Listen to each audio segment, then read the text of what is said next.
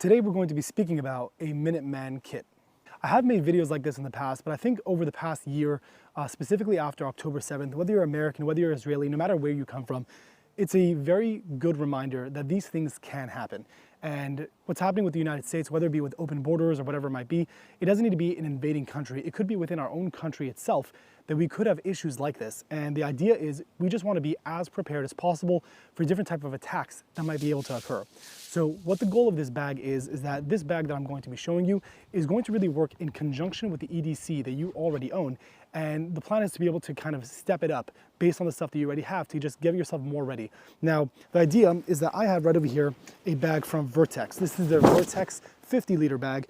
It comes with a lot of really well thought out features, things that I didn't really think I would like initially, but then after being able to use them and seeing the value of them, it really changed my mind on those things. One of those things being the straps that would make this more of like a backpack than it would be like a duffel bag. The idea of this bag is that it is more of a duffel bag, but after adding all the weight and different equipment that I added to this bag, I really did see the value of being able to transport it a lot easier than kind of having your body rock on one side when you're using it more of a duffel bag design.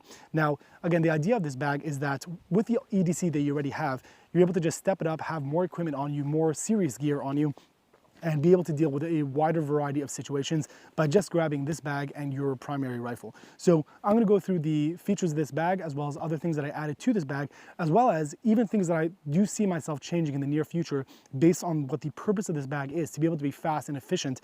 And I'll kind of give you guys some ideas as to what might be changed. As well as also, I don't consider this to be a one and done thing. So if you guys are looking through this bag and you see feedback you might be able to give me, things I should add, things I should definitely remove, whatever that might be, please feel free to leave a comment, and maybe we'll work on this together so we can see as a community what's the best items that could be used in this situation for the purposes of use that we're looking for. So just again, a recap of the bag. The bag is from Vertx. It has a 50L capacity, which I think fits really well for what the point of this bag is. They also have tuck away carry handles. So if you're not gonna use it as a duffel bag, but more as a backpack, it's a very well thought out 2-zipper design that allows you to stuff those away so they don't get in the way. The straps are of course adjustable, and it has a clamshell design where you're able to open up the duffel bag fully, which means getting gear in and out of it makes it all obviously a lot more easy to deal with. As well as Vertx always has a lot of really creative ways of being able to strap things to different parts of the bag. So if you want to customize or organize it a little bit differently, that offers those features as well. I really do like the simplicity and design of this bag. It was really well thought out, and it's really not something I could highlight enough. Now, let's open up the bag. We'll go through the items and then we'll speak about how they are ordered. Now, the way I've organized this bag is I organize it in a way of what do I really want on me first, and then everything else in priority. So if I'm going to be running out of my house with my rifle, the first thing I'd probably want is body armor. So the first thing I have strapped on top of me is going to be my plate carrier. This is the Ferro Concepts Slickster.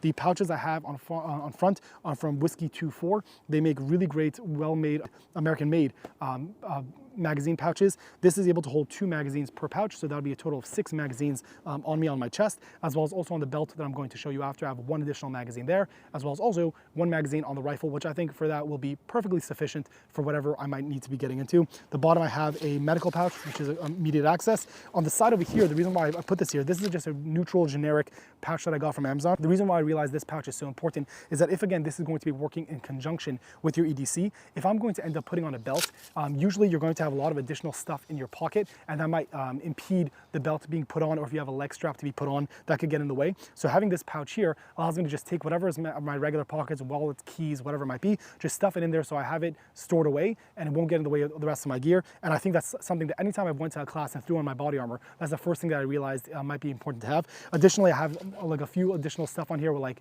pouches to be able to clean my rifle, or camo paint if that's something I feel would be necessary, or just other little small admin stuff that I'll keep to the side. And again, this is a very simple, very straightforward. That's gonna be the plate carrier that I have on me. So again, going in the order of priority, the next thing I'm able to pull out, again, if immediate need, is going to be my ear protection and additional eye protection. Again, this is going to be something working with my EDC, which means usually I'll have sunglasses on me. So the glasses that are in here are going to be either clear or yellow, which just gives me, again, a different option of, depending on the lighting I might be dealing with, I want to have a clear glasses, or if I want to have darker glasses, this is something that'll be in there, as well as, again, hearing protection, because we don't want to blow out our ears if that's not totally unnecessary.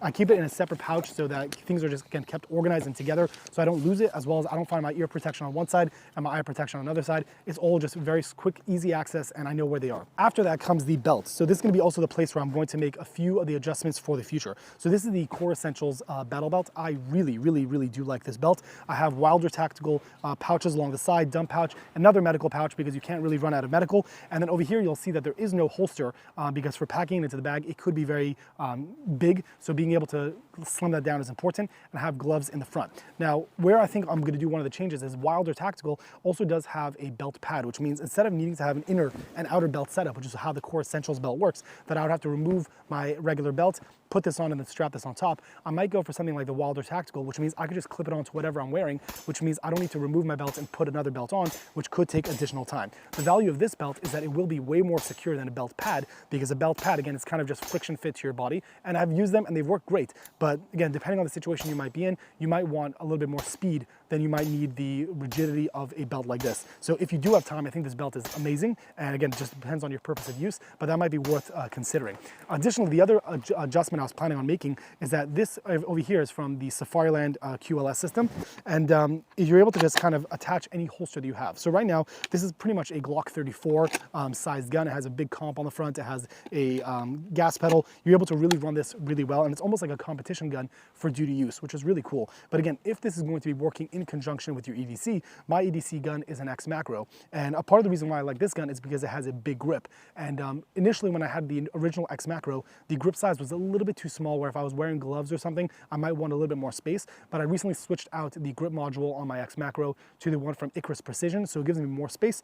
And additionally, it has the same magazine capacity as Glocks of this size. So I'd be able to just get a different holster to use the X Macro with it. Has 17 rounds per magazine, as well as 3 additional magazines that would be on the side that are pre-staged, as well as again where the third additional AR-15 pouch is there. I think that might be the route I would end up going for the future. But again, for now, this is what I have. So again, the 2 switches I probably would do is the belt pad itself, as opposed to a dual belt system. So it might be a little bit more efficient, as well as the firearm selection, where it would work in conjunction with my EDC, as opposed to having a separate dedicated firearm. I'd be curious to hear your thoughts on that. But that's kind of my thought process for this right now. Next to the bag is kind of a separate item, but I think is also, again, more important to have, is a more intense trauma pad. So the trauma pads that I have, or the trauma kits that I have inside my play carrier as well as behind my belt, are kind of, again, they work fine. They have additional tourniquets, but I really don't think having more medical is a bad idea. And if it's able to fit in the bag without a huge amount of weight addition, I think it's very valuable. This is from my friends at One Source Search and Rescue. They make a really well-made bag with a lot of more like the priority important stuff that you need in a trauma kit. So this is something that, again, with the Vertx inline, where it's kind of soft-sided Velcro, this kind of just sticks to the inside of the bag, and it gives me more medical equipment if I needed it. Lastly in the bag is I have an additional backpack that can be thrown on behind my play carrier. Again, this is at the bottom because it may not be a priority. Inside the bag, I'm planning on having 2 1-liter water bottles at the minimum, where I'm able to have water on me, as well as also there's knee pads and elbow pads, where again, if I had the time and if I felt that it was necessary, I could throw this on.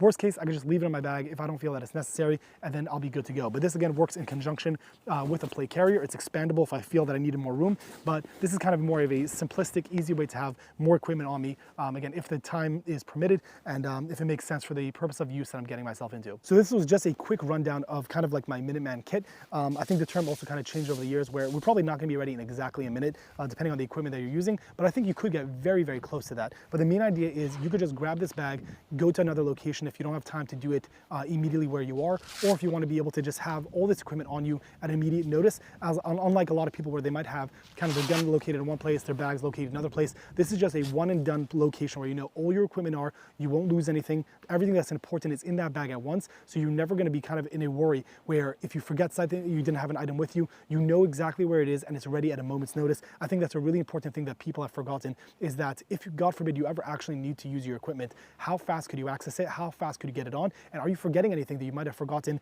in all your regular everyday ranged activities versus serious use? So again, if you have any feedback on this, if you have things I should add or remove, any of your thoughts I think would be very valuable, again, for us as a community to really get together and get these things going in the best and most efficient way possible. This is Raziel Cohen with the tacticalrabbi.com. Thank you for watching.